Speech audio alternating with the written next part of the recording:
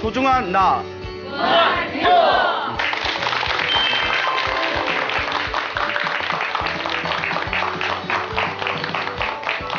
예, 만나서 반갑습니다. 예, 광우 스님이라고 합니다. 예, 이제 저 다 아시죠? 예, 이렇게 자주 뵈니까 또 좋네요. 예, 며칠 전에 부산에서 살고 계시는 어느 불자 거사님께 전화가 왔습니다. 전화가 왔는데 그 부산에 살고 계시는 그 거사님께서 스님, 불교 TV BTN 소나무 아주 애청자입니다. 스님 설법이 너무 좋으십니다. 제가 항상 하루도 빠지지 않고 다 봤습니다 이러더라고요. 예, 기분 좋더라고요. 예, 사람 원래 칭찬에 약하지 않습니까? 아유, 과찬이십니다. 예, 좋게 봐주셔서 고맙습니다 했는데 그분이 이제 하시는 말씀이 스님이 소나무에서 설법을 하실 때 부처님의 가피라든가 기도의 공덕에 대해서 이렇게 설법을 많이 하시지 않습니까? 근데 스님, 저도 얼마 전에 부처님께 기도해서 가피를 받은 이야기가 있습니다. 그래서 혹시 불자분들한테 도움이 될까 싶어서 스님한테 전화를 드렸습니다. 스님, 제 이야기를 듣고 내용이 좋으면 그 BTN 소나무에서 한번 소개해 주시기 바랍니다 라고 전화가 왔어요. 저야 너무 고맙죠. 왜냐면 저도 이제 법문할 게 많은데 이제 또 좋은 주제가 되겠다 싶어서 예, 전화 주셔서 감사합니다. 예, 어떤 가피를 받으셨습니까? 라고 여쭤봤죠. 그분이 이제 부산에 어머님이 계시는데 어머님이 이제 75대신데요. 이제 75, 이제 연세가 좀 많으시죠. 근데 이 어머니께서 갑자기 뇌졸중으로 쓰러지셨대요. 안타깝죠. 그 뇌졸중으로 이렇게 툭 쓰러지셔가지고 급히 해운대에 있는 해운대 근처에 있는 이제 큰 병원에 모셨는데 이제 머리에 출혈이 된 거예요. 그래서 이제 머리에 피가 고여 있는 상태인데 그러니까 이제 의사가 하는 얘기가 뇌가 붓는 그 진행 속도에 따라서 이렇게 신중히 지켜본 뒤에 이제 수술을 하자 이렇게 이야기를 하더랍니다. 그러면서 하는 얘기가 근데 뇌가 이제 뇌에다가 이제 칼을 대면 생명에는 지장이 없을 수 있겠지만 잘못 자칫하면 반신불수가 되실 수도 있대요. 예, 그만큼 뇌에 이제 충격이 크면 그러니까 이 아들이 되는 이 거사님이 위로 누나가 둘이 있었대요. 누나한테 병원에 가서 어머니 병수발은 내가 하겠다. 근데 누님 두 분은 절에 가서 어머니 병이 빨리 낫게 해달라고 부처님한테 기도를 올려라. 열심히 기도해라 시켰대요. 근데 누님 두 분 중에 한 분은 이렇게 불심이 있으셔서 그래, 그러면 내가 절에 가서 열심히 기도해 볼게. 근데 그 중에 또 누님 한 분은 그 불심이 없으셨대요. 그러니까 동생한테 무슨 헛소리를 하냐. 엄마가 쓰러졌는데 병원에 입원했는데 부처님한테 기도한다고 엄마 병이 낫겠냐. 그 세상에 병 안 걸리는 사람이 없겠다 이러면서 좀 부정적인 반응을 보이더래요. 그러니까 이 거사님이 조금 이제 간곡하게 어머니 병이 나으려면 부처님한테 기도를 올려야 된다고, 부처님께 기도하면 반드시 효과가 있다고, 병수발은 내가 할 테니까 누님 두 분은 절에 가서 부처님께 기도 좀 간절하게 좀 올려달라고 그렇게 이제 이야기를 하니까 그 누님 두 분이 이제 집에서 가까운 절에 가서 기도를 열심히 했답니다. 그래서 이제 며칠 동안 기도를 했나 봐요. 이 거사님도 어머니 병수발을 옆에서 하면서 간병하면서 마음속으로 틈틈이 기도를 했답니다. 부처님, 우리 어머님이 빨리 병고에서 벗어나게 해주십시오 하고 기도를 마음속으로 올렸는데 이제 며칠 후에 이제 수술을 해야 되니까 이제 머리에 PT 촬영을 한번 싹 했답니다. 이제 상황이 어떤가. 근데 의사가 깜짝 놀라더래요. 뇌에 고여있는 피가 말끔하게 사라져 버렸대요. 저절로. 대박. 예? 저도 놀라서, 진짜요? 정말요? 근데 그 거사님이, 스님, 제가 부처님 이름을 걸고 제가 거짓말을 하겠습니까? 그 의사가 깜짝 놀라면서 뇌에 고여있는 피가 저절로 말끔하게 사라져서 수술할 필요가 없다고. 예. 그러니까 이제 어머니가 이제 의식을 깼는데 또 이제 문제가 뭐냐면 손하고 발을 좀 못 움직이셨대요. 수족을 움직이기가 힘든 상황이라서 다시 누님한테 다시 기도를 올리자. 우리 어머니 빨리 이제 몸이 편안해지시고 빨리 이 병고에서 벗어나게 해달라고 부처님한테 간절하게 기도를 하자. 그것도 며칠 동안 온 식구, 가족이 열심히 기도를 올렸답니다. 그리고 어느 순간 며칠이 지난 뒤에 어머니가 손하고 발을 조금씩 막 움직이기 시작하시더래요. 그러니까 그 재활치료를 하고 있는 그 재활원의 그 간호사 되시는 분이 깜짝 놀라면서 어쩜 어머니가 이렇게 치료 속도가 빠르다고, 너무 치료 속도가 굉장히 좋다고 그 간호사가 감탄할 정도였다고 합니다. 예. 그러니까 처음에는 누님 절에 가셔서 어머님 병 빨리 낫게 해달라고 기도 좀 하십시오라고 했을 때 반발하던 누나가 지금은 자기한테 아이고 너 덕분에 어머니가 살았다고, 너 덕분에 어머니가 산 거라고, 정말 그때 기도하기 너무 잘했다고 그런 이야기를 지금 하더랍니다. 그래서 이분이 이제 당신이 이야기하면서 좀 벅차올랐나 봐요. 약간 이제 목이 막 메이시면서 병원에 갔더니 고통받는 사람들이 너무 많더래요. 괴로움에 고통받고 있는 사람도 있고, 그리고 그 몸만 아픈 게 아니라 그 병원에서 치료받으면서 경제적인 문제, 심리적인 문제, 그게 막 고통받고 있는 그런 분들을 보면서 부처님께 기도를 간절하게 올리면 저분들도 분명히 가피를 받을 수가 있을 텐데, 그러면서 그분께서 그때 자기가 상황이 많이 안 좋았대요. 여러 가지로 상황이 안 좋은 그 상황에서 어머니가 갑자기 쓰러지셨는데 그때 열심히 기도한 덕분에 굉장히 그 안 좋은 상황에서도 일사천리로 일이 잘 풀린 것 같은 느낌이 든다고. 그러면서 그 불자분께서 스님 제가 경험한 이 이야기를 그 소나무에서 말씀해 주시고 다른 불자분들도 이렇게 마음에 부처님에 대한 믿음을 일으켜서 기도를 좀 열심히 했으면 좋겠습니다. 이렇게 또 이제 그냥 벅차오르는 그런 감정으로 저한테 당신이 받았던 부처님의 가피에 대해서 이야기를 해주셨습니다. 너무 놀랍지 않습니까? 네. 그래서 저도 항상 어디서 이제 뭐 법문을 하거나 강의를 할 일이 있으면 불교는 귀로 듣고 머리로 채우는 게 불교가 아니다. 불교는 지식이 아니다.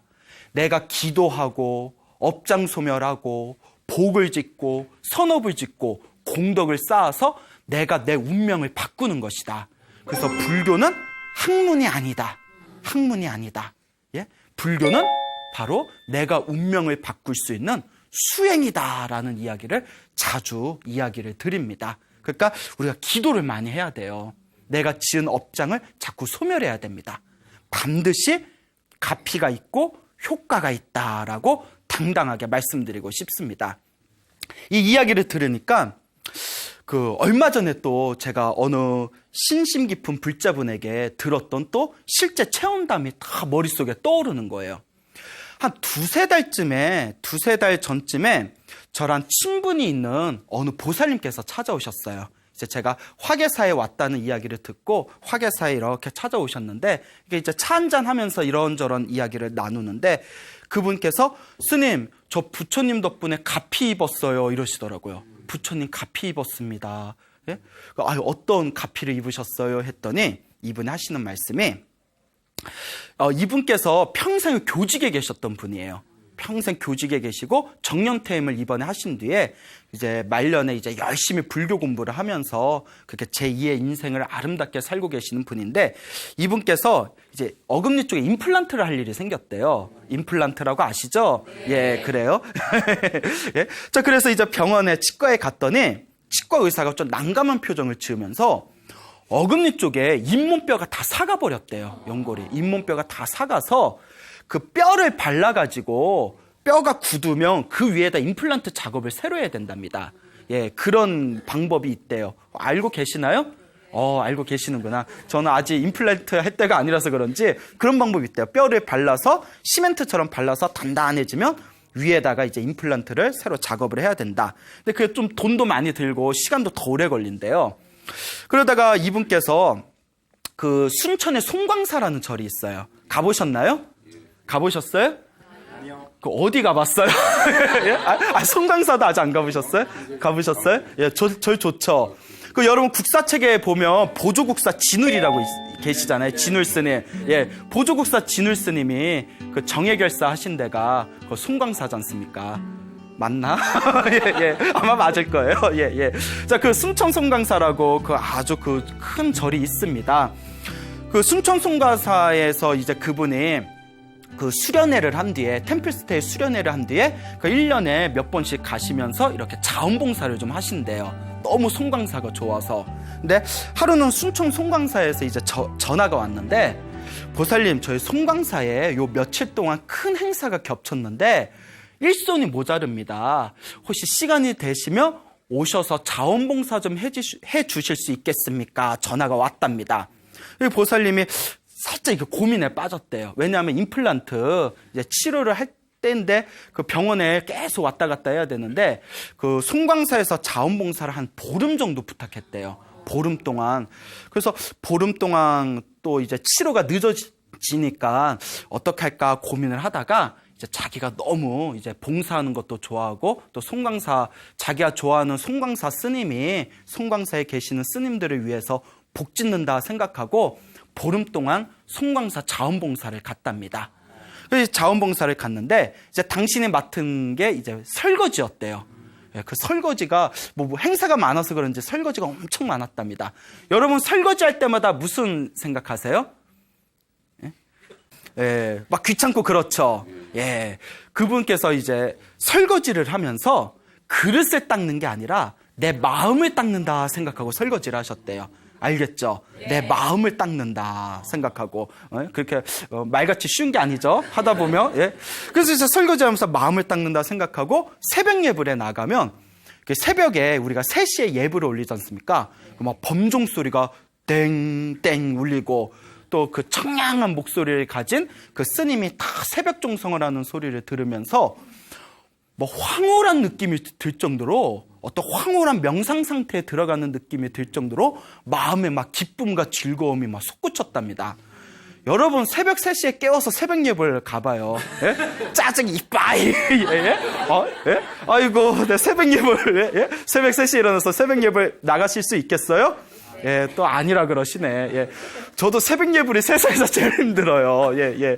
자, 그래요. 새벽에 이제 그렇게 이제 황홀한 느낌이 드는 그런 이제 감정을 경험을 했는데 보름 동안 봉사를 잘 마쳤답니다.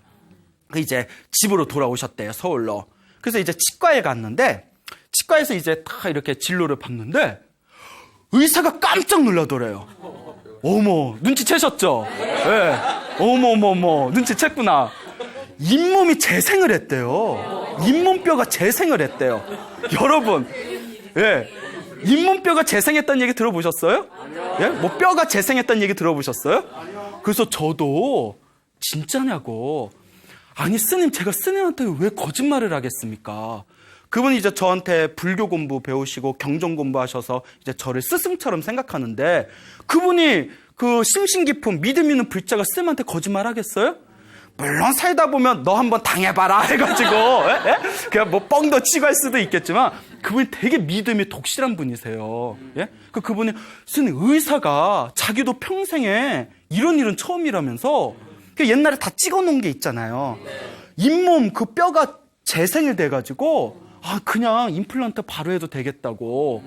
그러면서 스님 제가 복 짓고 공덕 짓고 선업 지어서 부처님 가피 입은 것 같습니다. 이런 말씀을 하더라고요. 그래서 저도 너무나 신기해가지고, 예. 이제 그런 마음으로 계속 열심히 이제 부처님께 기도하고 부처님께 복 지으면서 살아가십시오라고 이제 덕담을 해드렸죠. 예. 여러분들도 기도하시고 여러분들도 복을 지으시면 반드시 이와 같은 큰 공덕을 얻을 수가 있습니다. 알겠습니까? 네. 예, 분명히 됩니다.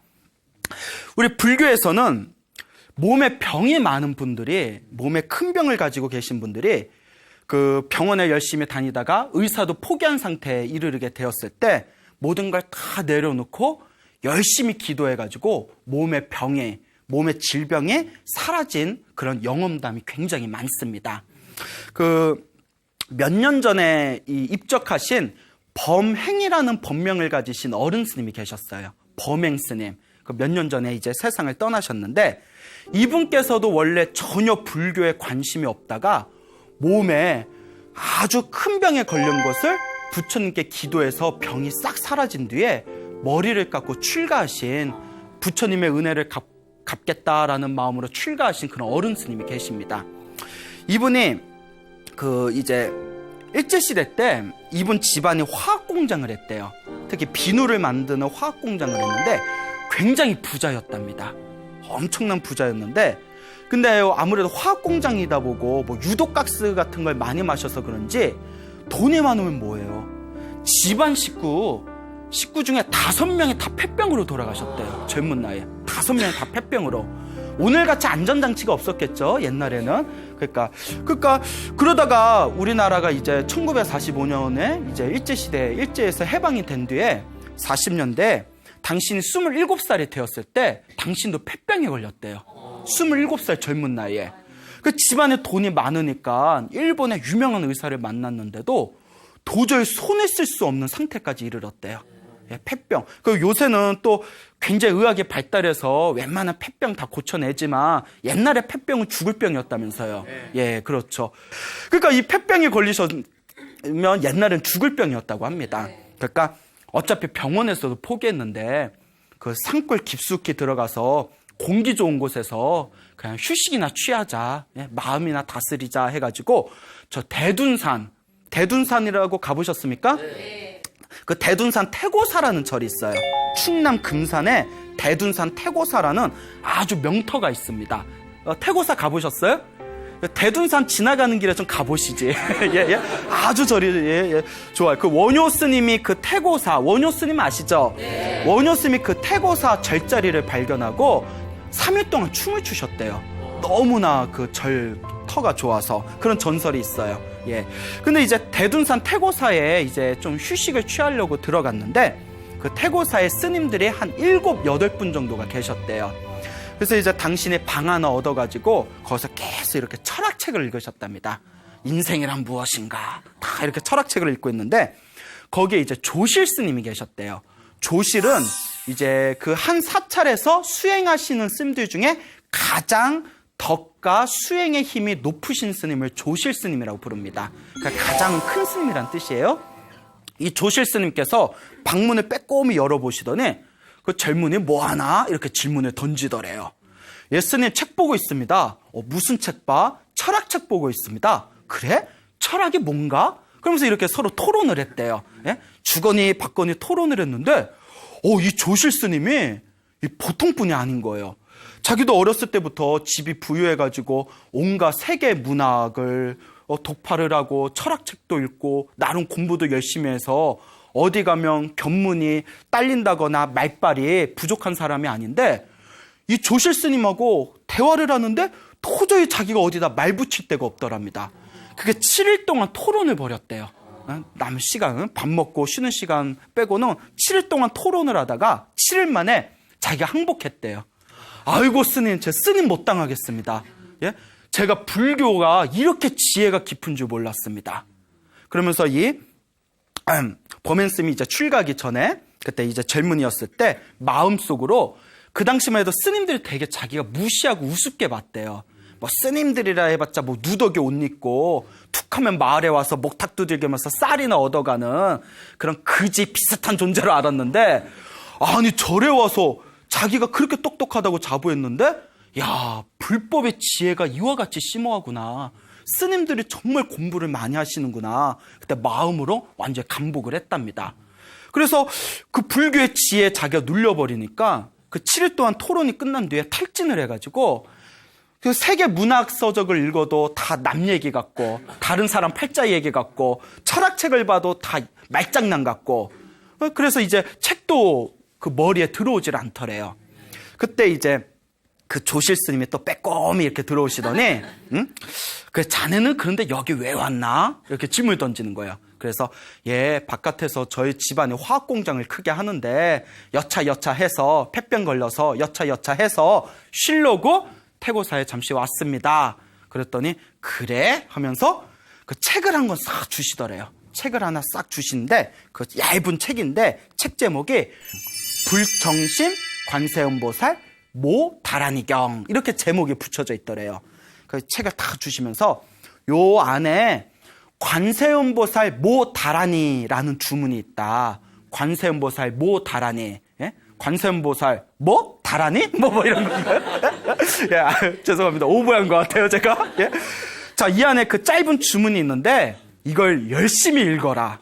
그래서 열심히 읽어서 꿈에서도 외울 정도가 되면, 이 주문과 하나가 돼서 꿈에서도 외울 정도가 되면 너 병도 다 낫고 그리고 원하는 소원을 다 성취하게 될 것이다. 그 책 하나를 주더래요.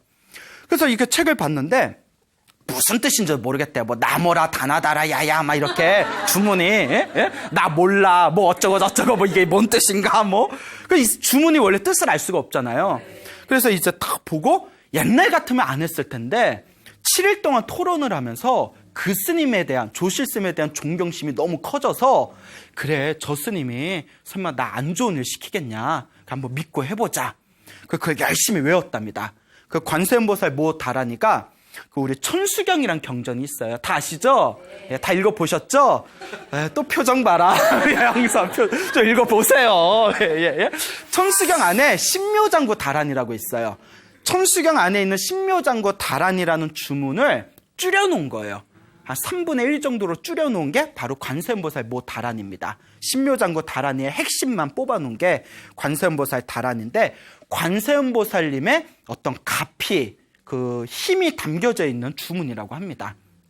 그 길지 않아요. 짧아요. 짧은데 그걸 열심히 외웠답니다.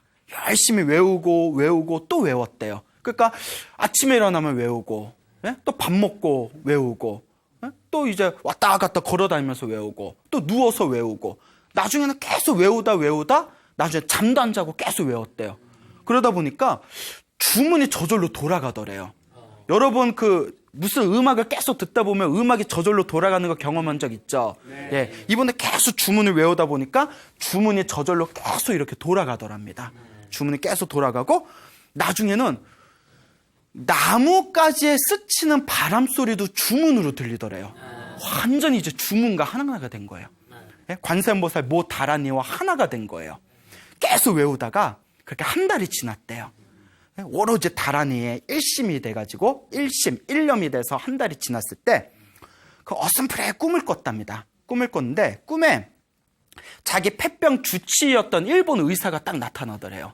일본 의사가 딱 나타나더니 주치의였던, 그러니까 한번 봅시다. 이 선생, 성이 이씨였나 봐요. 이 선생 한번 봅시다 하고 이렇게 보더니 아이고 잘됐다. 다 나왔다 이러더래요. 다 나왔다. 그래서 다나카가 생겼나? 예? 예? 너무 무리인가요? 예?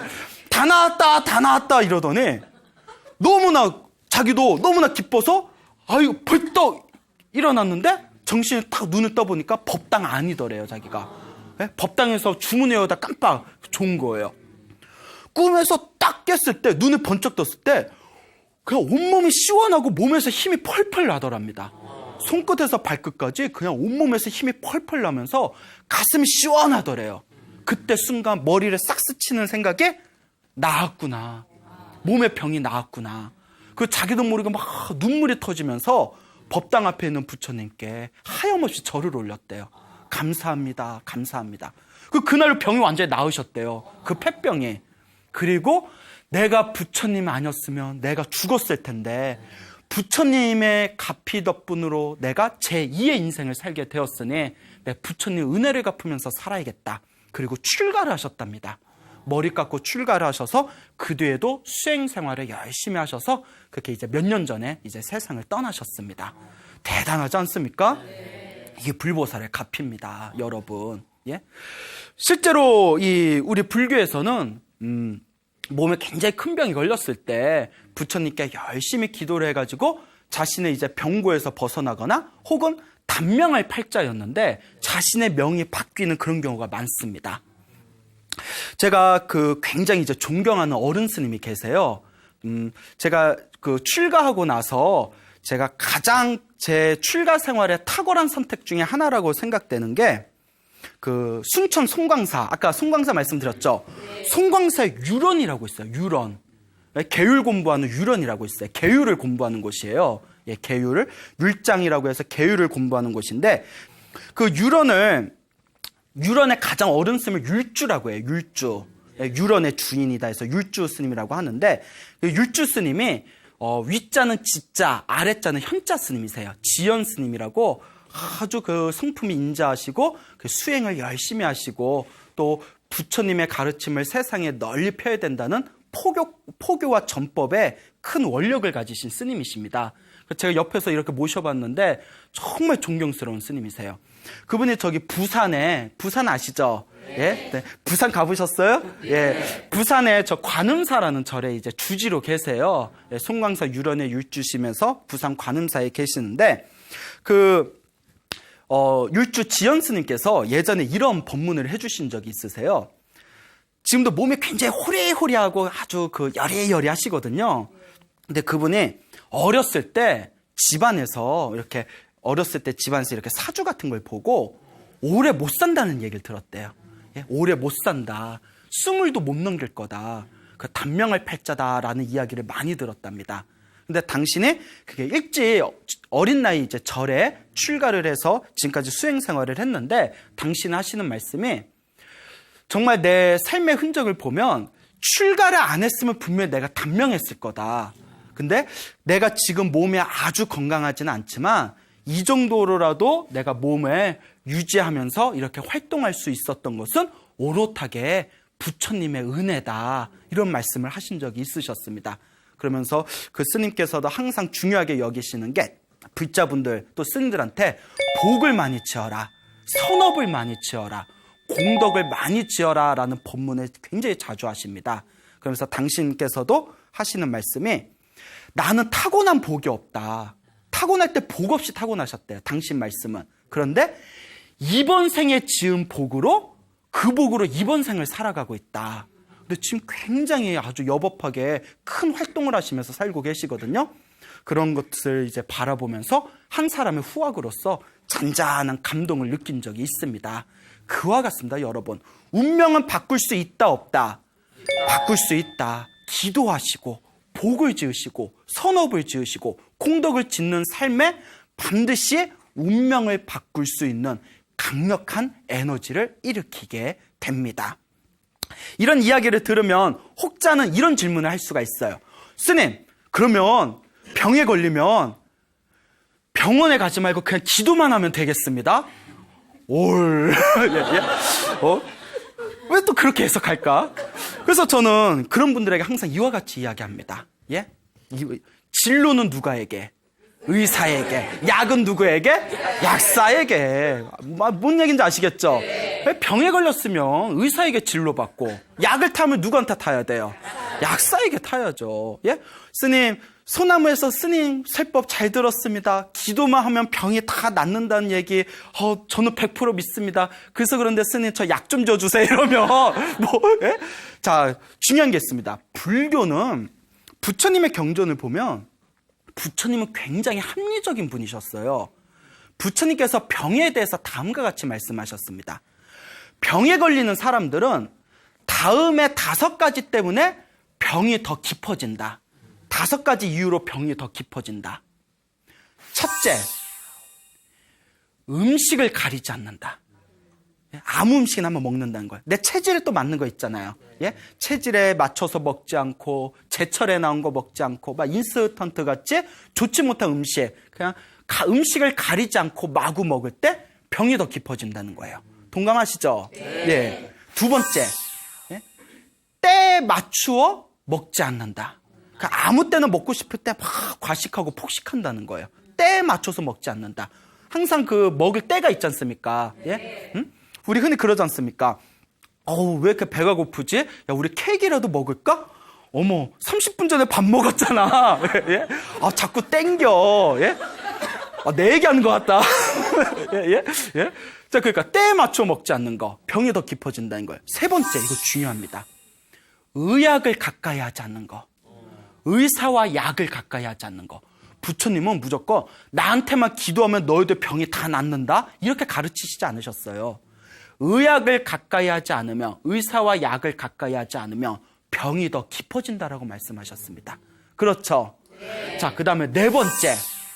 항상 근심 걱정하거나 기뻐하거나 슬퍼하거나 자신의 감정을 조절하지 못하면, 감정 조절을 못하고 마음을 다스리지 못하면 병이 더 깊어진다고 했습니다. 그 다음에 마지막 5번째가 나를 간병해주는, 간호해주는 사람한테 감사하는 마음을 일으키지 않는 거. 그 마음도 중요하대요. 나를 간호해주는 사람한테 고마워하는 마음이 없고, 감사하는 마음이 없고, 그런 마음자리에 병이 더 깊어지는 원인이 된다라고 하셨습니다.